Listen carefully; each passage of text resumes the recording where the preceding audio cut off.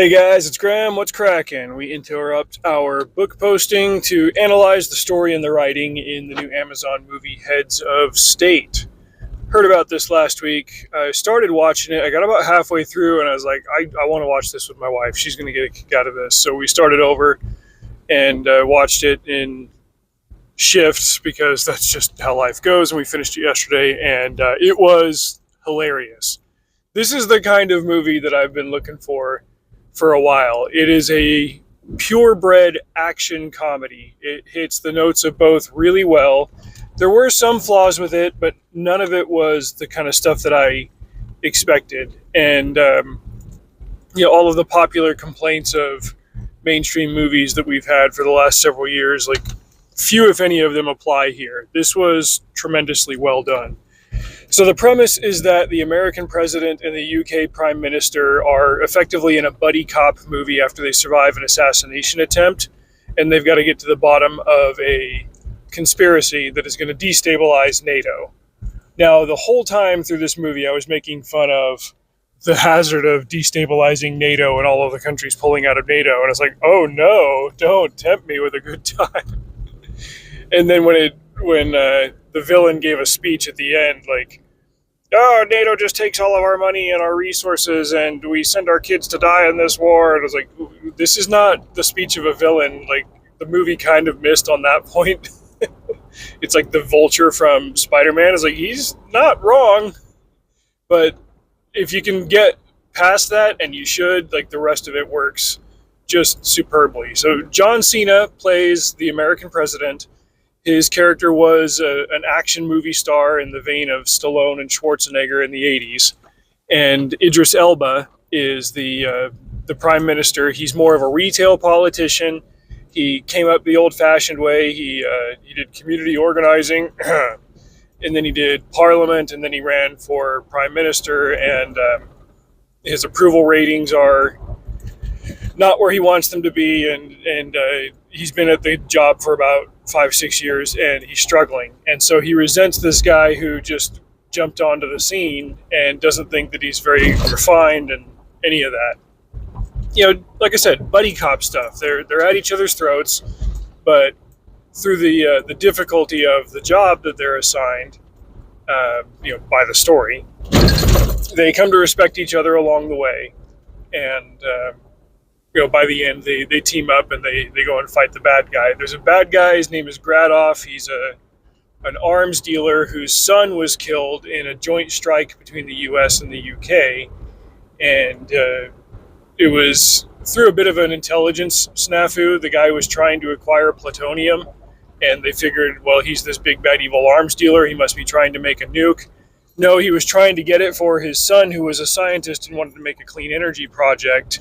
So, like, the one time that this dude tries to go straight in his life, like, the intel community misfires, and they think that he's trying to go nuclear, and so they take out the facility and they kill his son, and now the guy's out for revenge. But in thinking about this movie after watching it, it feels like there were two different stories here, and they kind of merged one with the other at the end, because a lot of stuff that's going on in the beginning isn't going on in the second half. The Gradoff villain is still there, but there's more of a reveal of who is pulling strings behind the scenes. And President Derringer, John Cena, his character, like, he's got a wife and a daughter, and they're there in the beginning, and then they think that he dies when news comes out that Air Force One went down, and you see his wife crying, and then, like, she's not in the rest of the movie. When he comes back and the news is like, oh, President John Cena survived, it's like, you never see him reunite with his wife or his daughter or anything. It's like, oh, I guess they can just piss off, right? It feels like there's probably some pieces of this that were left on the cutting room floor. I mean, even a quick 5-second scene of him, like, silently reuniting with his wife and his kid, like, it could have solved that problem, but maybe it was a little bit rushed. Nevertheless, like, the beats for this film that were really important, they nailed them. The comedy beats were there. The tech was, like, just silly enough to keep the story moving.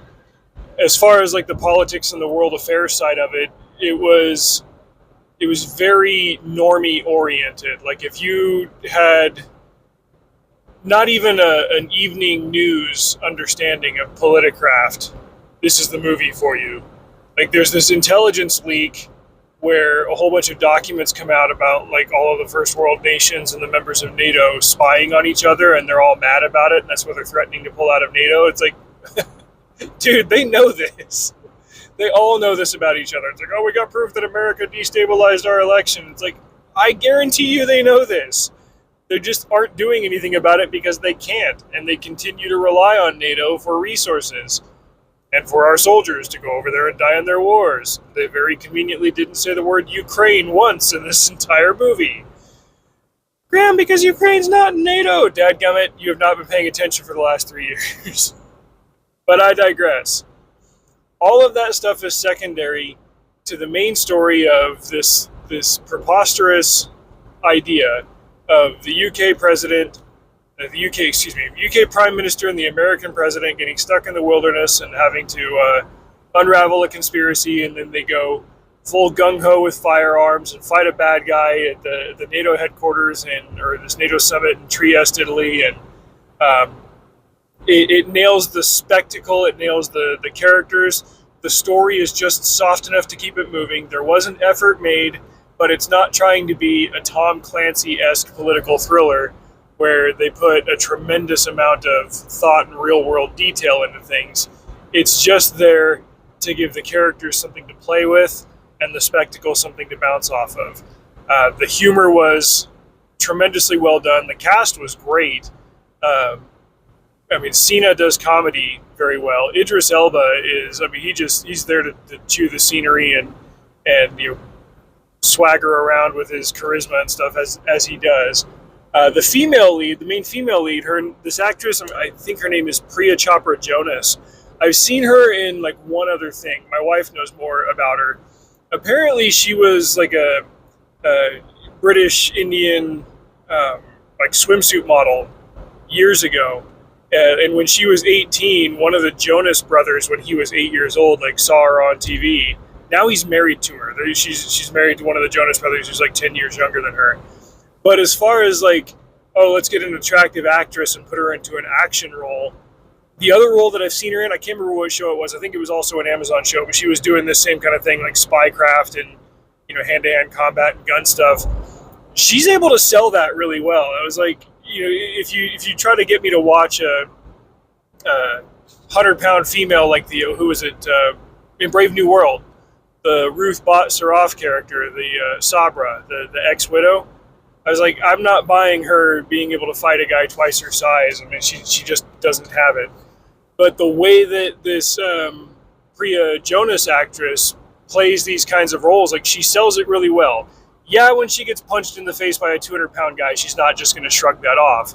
But the rest of it, like it's not just like the acting showing its way or showing the script like through the acting. I'm fumbling on how to say that. Basically, there's a right and a wrong way to do that, and like when she's on screen doing these action scenes, it's like she sells it well. I turned to my wife and I was like, "Do you think whichever Jonas brother that is, like he just watches his wife in these action movies and just giggles like an idiot the whole time?" It's like she's a good actress, and if she keeps doing this type of role, like she'll be good at it. Carla Gugino is in this movie. She plays the vice president. Stephen Root is in it. He's a tech genius who's working for the Gradoff villain. Who's Stephen Root? Office Space, Milton, the guy with the stapler. Like he's in this one. He's been in a couple of other things. He's one of those dudes that pops up randomly and you see him, you're like, oh yeah, it's him. So, I mean, it moves at a great clip. It does the pacing tremendously well. The comedy's great. The action's great.